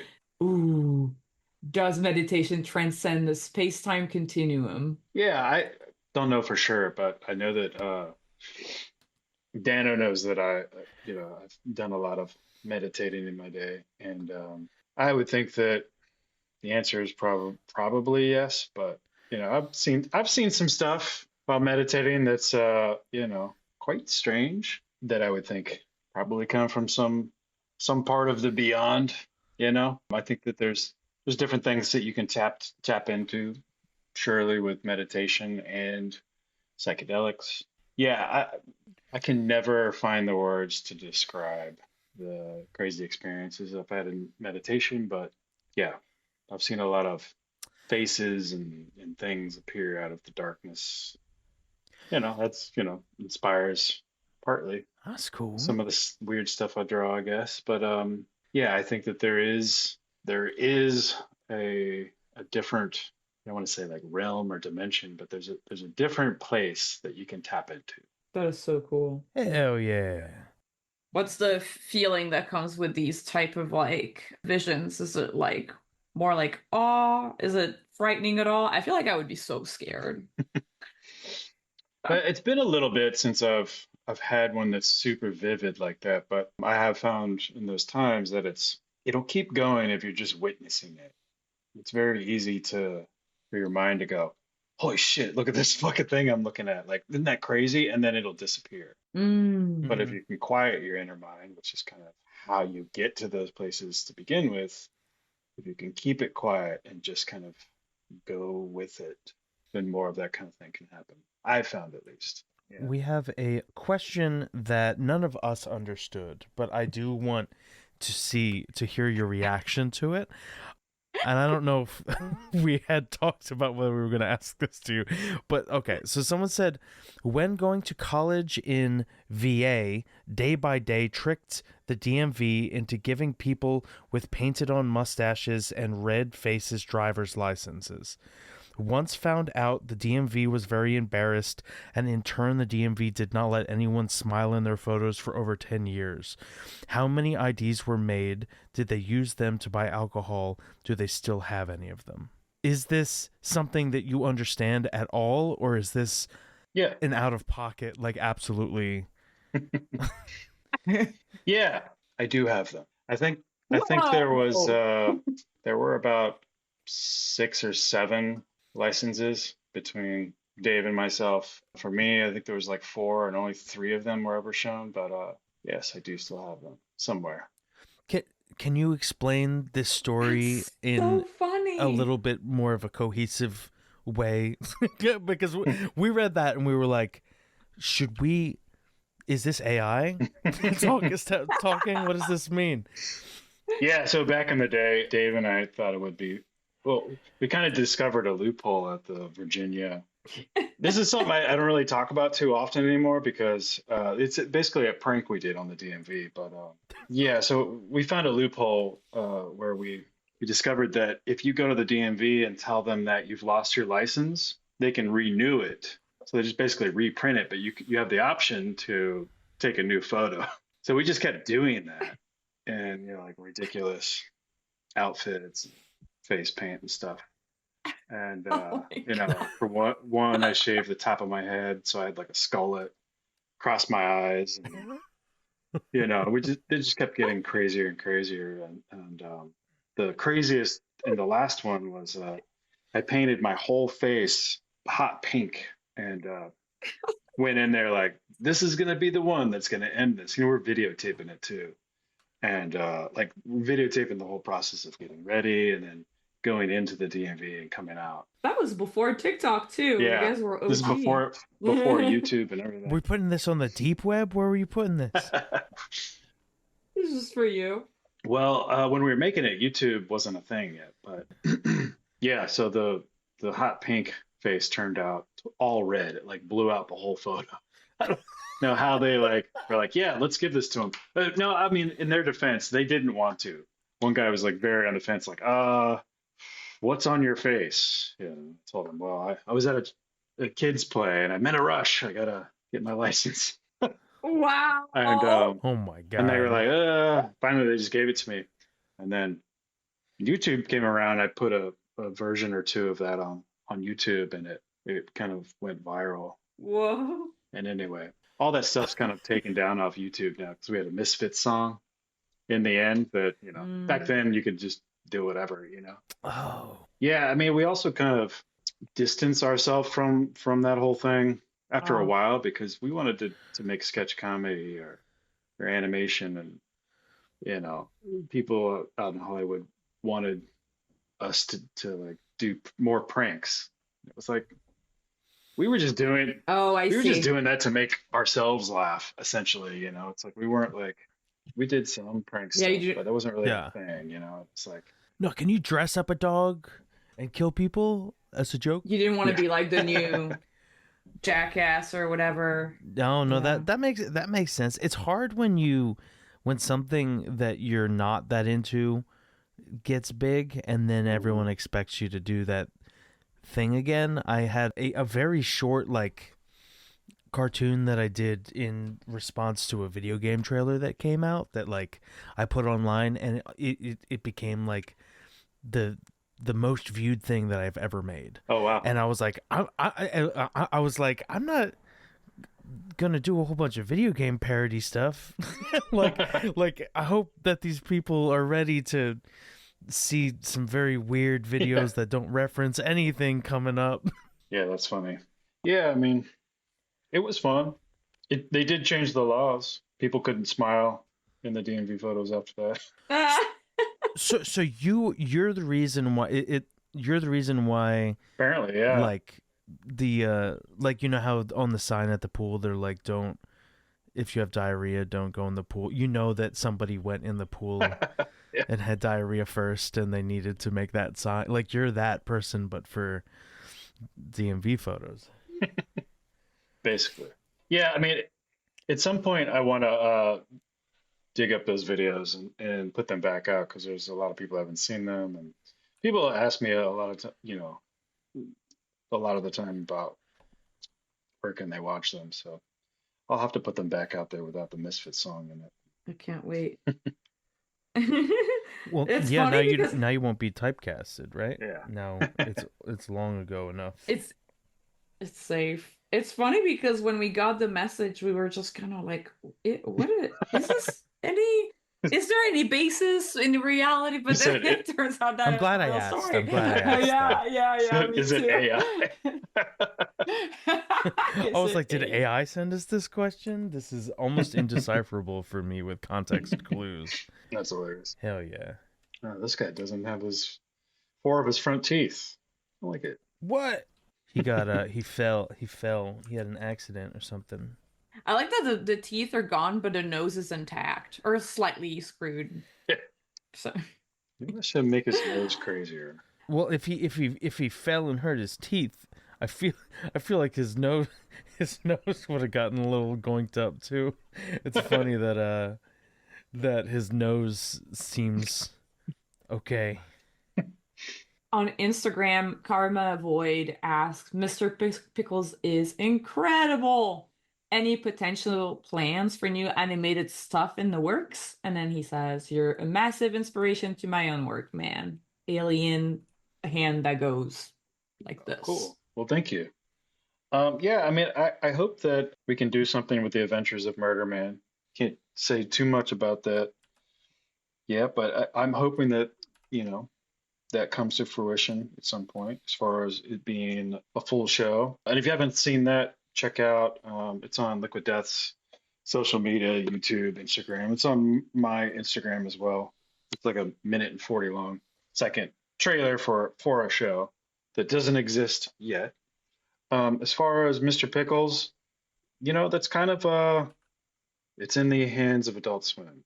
I would love to make more Mr. Pickles special, another season, movie. The world of Mr. Pickles is still going in my head all the time. Those characters. When Sean, we were talking earlier about kind of disconnecting from your own projects, a few years ago when stopped making the shows, the characters were still, after 9 years of going, like, what can we do with these characters over and over and over, coming up with new stuff. It's like, oh, now there's no place for them to live except in my head. It's challenging, but I've got all kinds of storylines for Mr. Pickles, for Sheriff in my head, ready to go. So hopefully someday, we can do more with that world and those characters. But yeah, there's more to do. Hopefully someday, we'll see. I hope so. Mm-hmm. But I'm sure I'll do some kind of bigger animated thing again at some point. I'd also kind of like to get into making horror movies in the near future. That's always been something that I've wanted to do, and even when I'm making cartoons, I'm usually thinking of them in live action. I always thought of Mr. Pickles as a real place, just drawing what it looks like. So whether or not it's If you animated or live action, there'll be more from me. if you had to make a horror film, what style of horror film would it be? Would it be like slasher? Would it be like a campy, like was it studio trauma? Like would it be like I'm assuming super gory kind of, like what do you think it would be like? Well, I have a couple ideas for movies that I want to make. One that I've been noodling with for a long time until I came up with a better idea. Oh, So I got both of these ideas that are almost ready to be a thing, and they're both ooh, both kind of different. One would be more slasher, and the other one would be weirder, Hell yeah. more artful.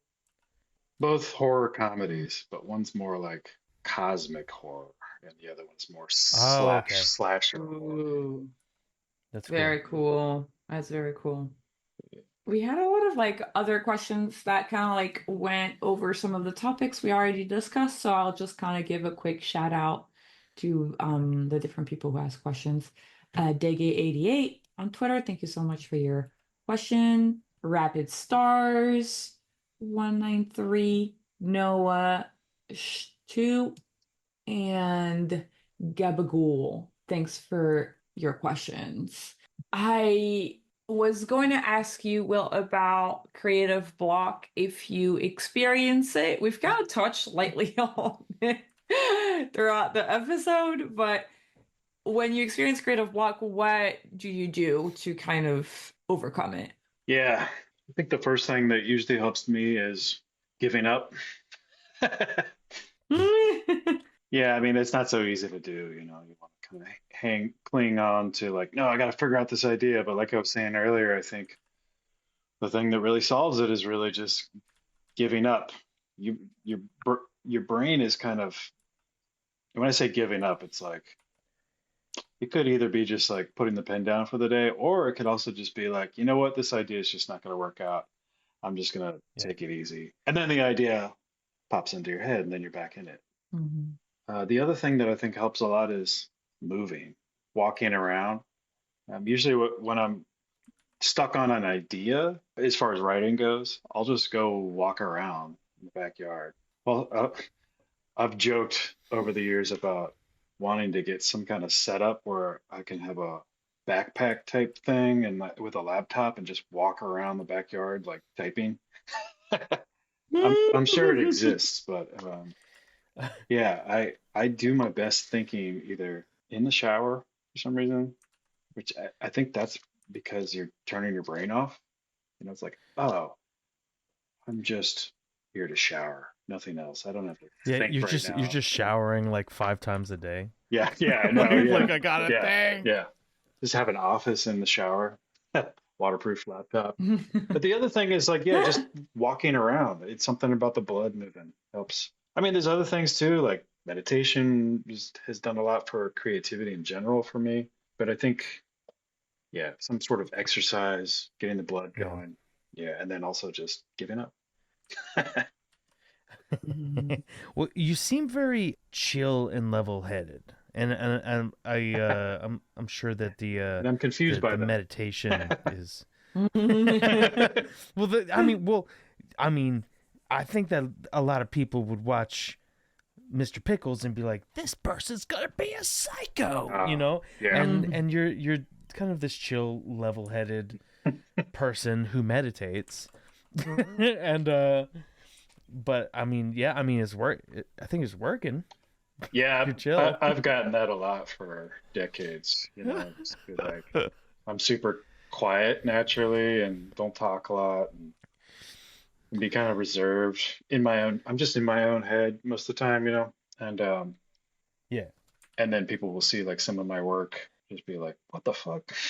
Like, like I can be very outgoing when I'm playing characters, but yeah, Yeah. just me, I'm like introverted, you know, I just want to be at home making stuff. Mhm. You guys the same way, being artists, or I feel like a lot of artists are I introverts. I feel like it's so funny because I went through a phase of my life where I was just kind of like, I have to be social. I have to be so social and go to all the parties and see all the people all the Yeah, time. And then I would be exhausted all the time. And then recently, I think just like a year or two ago, I was like, yeah, I just like making stuff and I like being home and I just yeah, like working on my things. And then I had this epiphany of like, wait, maybe I don't have to go out to all the parties all the time. And I'm actually really happy. yeah. It's kind of freeing I'm too, actually right? much happy. Yeah. Yeah. Like, I mean, I like hanging out with people. Obviously, there's like some people that I really like hanging out with, and like it like refuels my, I don't know, creativity or, but yeah, it's a very recent. thing that I had Hmm. to allow myself to be like, oh, I don't have to be social and it's okay and it's fine, you know. Yeah, Yeah, it's a skill that makes to sense. say no. It's hard. I Mm-hmm. I feel like I'm somewhere in between introverted and extroverted. Like there are times when I can tell that people's energy kind of eggs me on, but I do run out pretty fast. Same. And I just run at like so like after like a long after a live stream I'll need to go like sit in the dark and just be quiet for a while. Like there's Yeah. things like that that I'm not sure how much like super extroverted people feel or not, but I do think that I've found like a medium ground where instead of like I don't go to a whole lot of parties, and either way like I've always felt a little weird going to a lot of parties because I don't really drink, Yeah. and at a certain time of the night it feels like I'm just on a different level than other people. Like it feels like I'm like everyone around me is incoherent and I'm very lucid and it feels unfair. Like I'm just like witty and on top of my shit, and they're like, "Oh, you're how did you think so fast?" And and that feels unfair.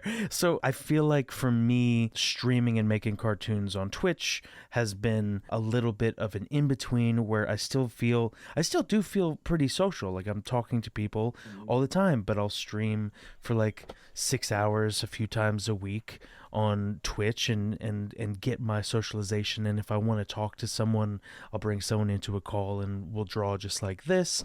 And I get to talk on Creative Block to new people every week, and so I've kind of gotten my fill of being social from that, even though it's not an in-person thing. It'd be a lot easier if, like, in social situations, you could just listen and talk and just be drawing the whole time. I mean, Right. Yeah, Yes, that's so true.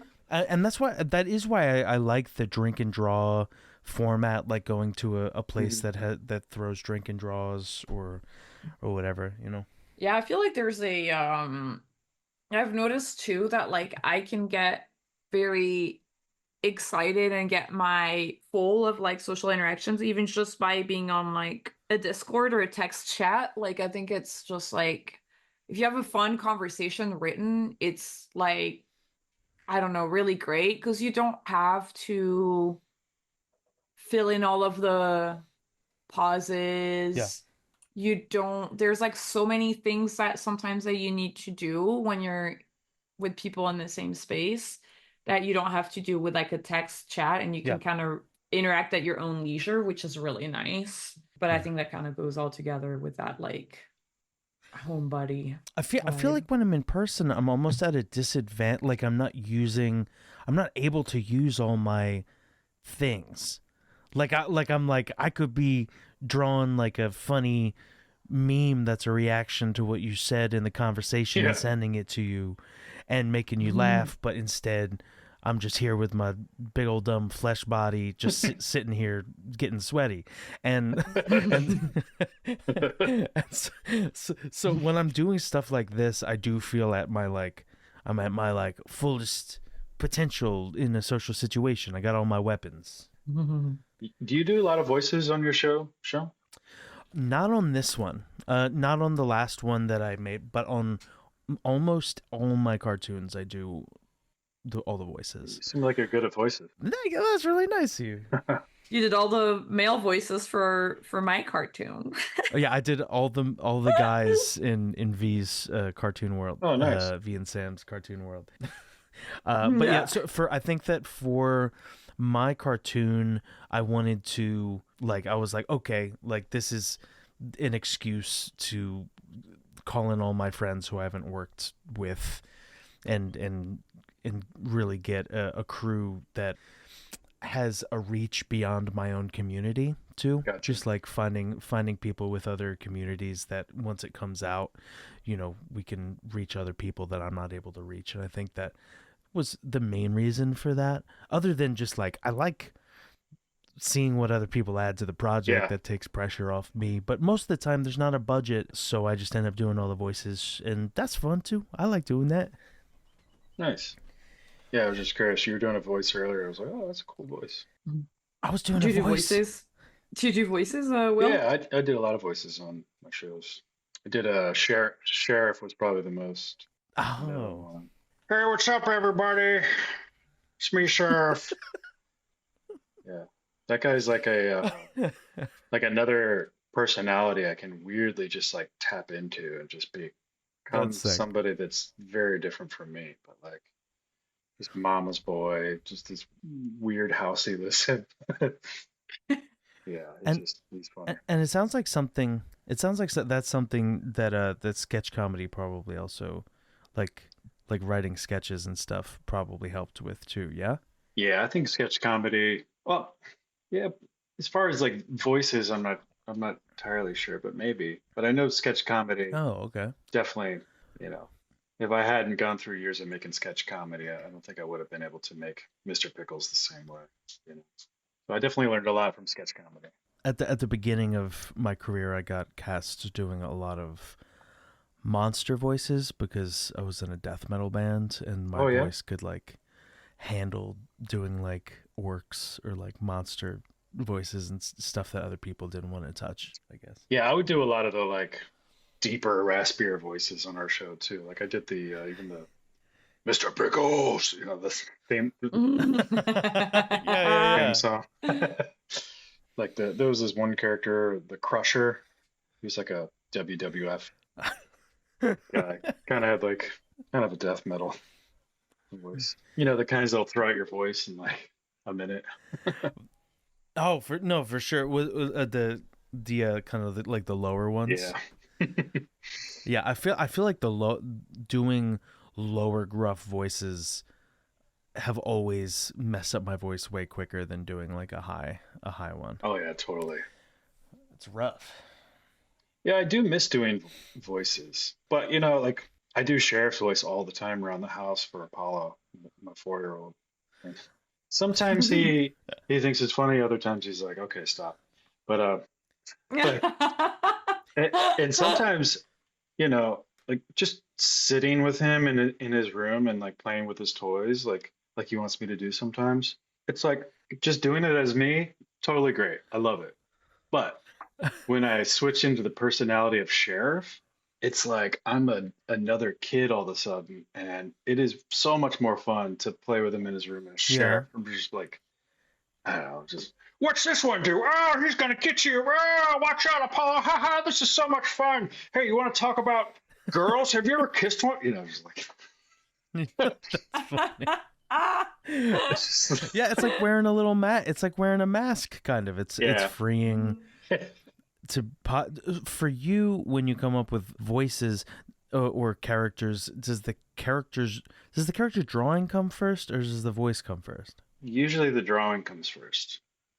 Yeah. Uh-huh. Yeah, the drawing comes first. It's like even with Sheriff, it's like I don't know, for whatever reason, I guess a lot of my characters have the kind of gums that he has with his teeth, but you know, I drew those on Sheriff and then it's like, okay, let's come up with a voice. And I kind of to do Sheriff's voice, I naturally kind of curl my can't see because I have a mustache, but I curl my upper lip up a Yeah. little bit and just doing that just to kind of I don't know if you do this, Sean, but when I or either of you when I'm drawing a face, I kind of start making the face.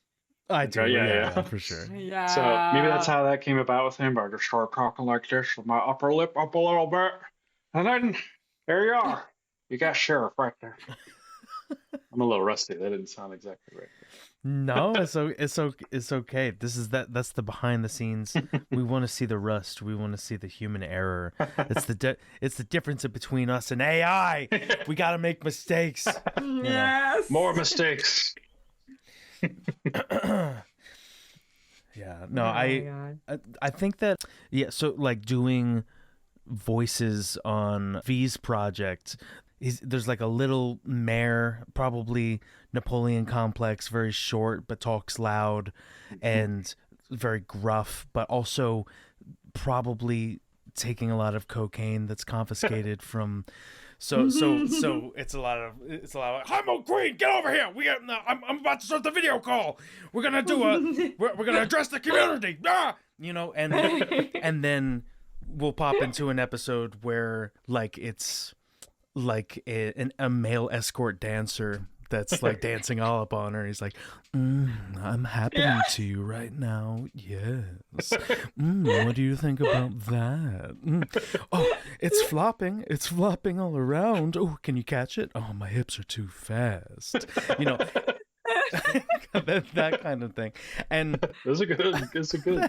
it's and then I do a character. There's a character that I do a lot. That's this little boy that's kind of teaching you how to be a good kid, how to follow the rules. And he's more of like a on the first page of your notebook, you have to write your name and you have to spell it big and good and well, or else the whole notebook is ruined. You know, and That's pretty good. Honestly, yeah, that one gets me every time. thanks. I think I just made my first joke or something. Yeah,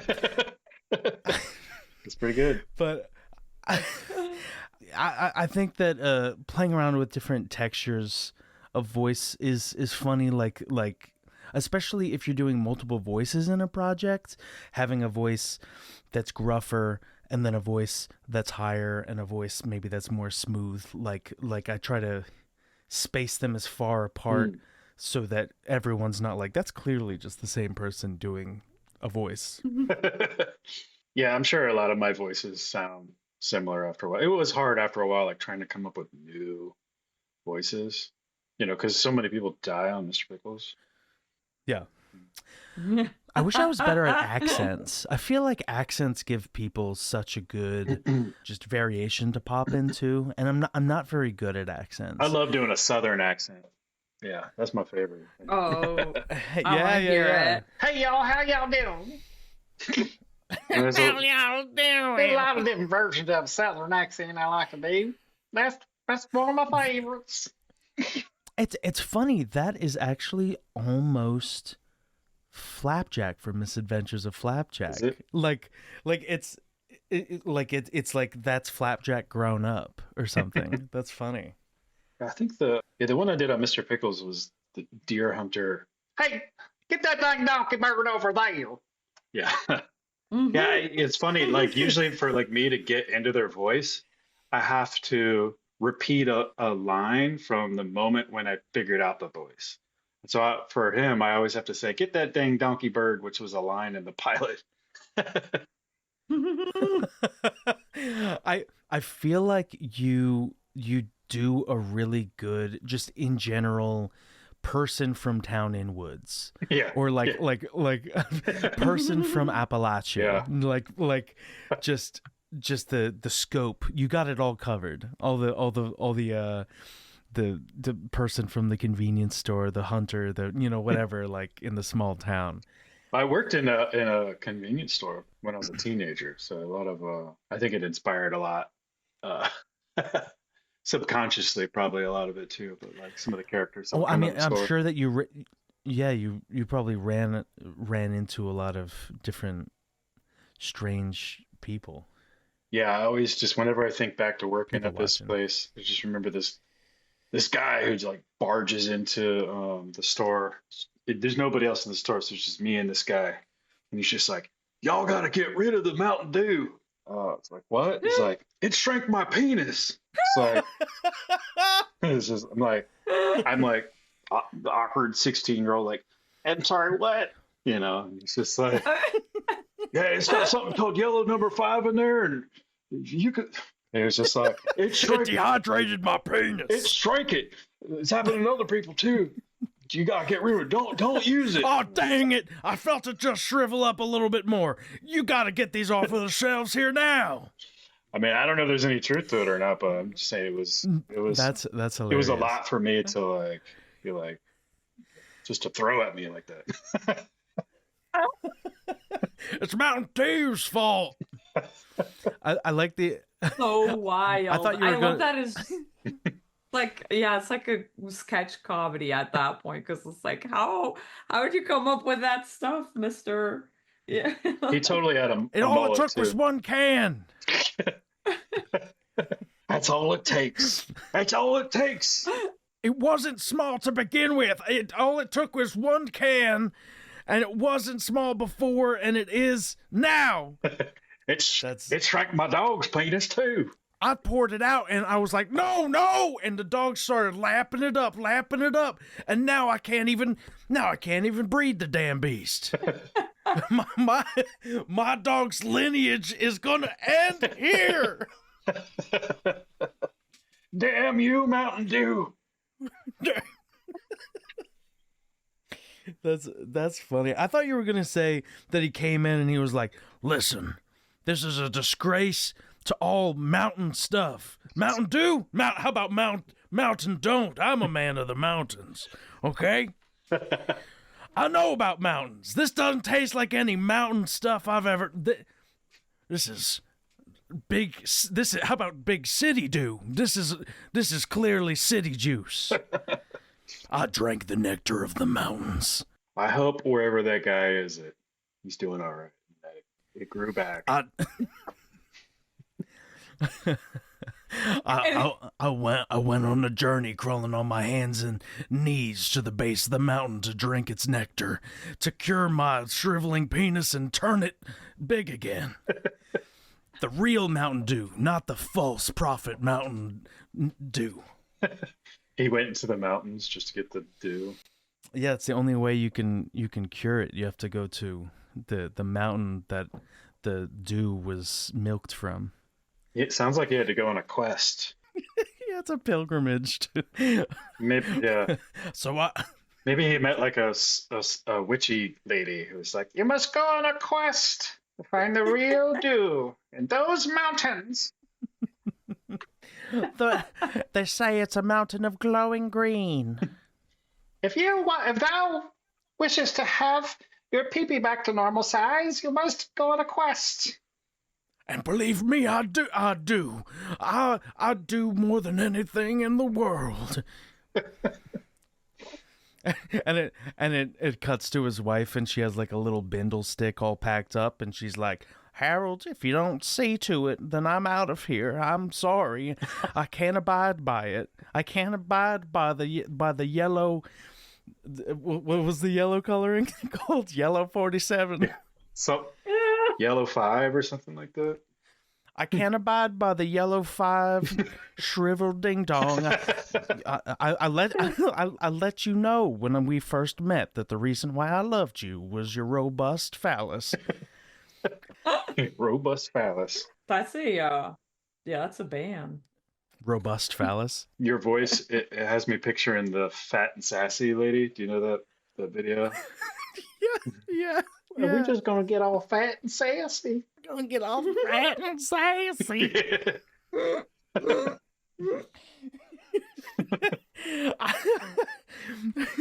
You know that I love you, Harold, but I can't abide by the shriveled ding dong. Well, I'm taking the kids and we're moving to my sister's. I have to get my life back, and I have to once and for all defeat the curse of the dew. It's a good show. That's a show. A good show. It writes itself. Well. Maybe with this pitch, the show idea, it is time to wrap up the podcast. Sorry, I don't have any good segue. I like that you always say that you don't have a good... Instead of just rolling with it, you always identify. Listen. I'm like, this is a very awkward way to end the podcast, and that's the end of this creative block. Well, thanks for being our guest and sharing your story. Do you have anything you want to plug? No, I'm good. Drink Liquid Death and listen to the sheriffy voice in your head. Sheriff will lead you where you need to go. If you're lost in life, just know that I'm there listening. And listeners, you got to send us in your DMV photos if they're weird. I used to sign mine with a little skull in my signature. That was my, like, I would try to add like a new weird signature thing every time. So I want to say thank you to our listeners. Follow us on social media at CRTV Block, where we ask for drawing prompts and questions to ask our guests. Huge thanks to our editor Clemens for editing the podcast, Marco for helping us produce the show, and Abuka for creating the short clips we've been putting on social media. If you love our show, you can support us on Patreon. Becoming a patron gets you early access to interviews and access to our Discord community.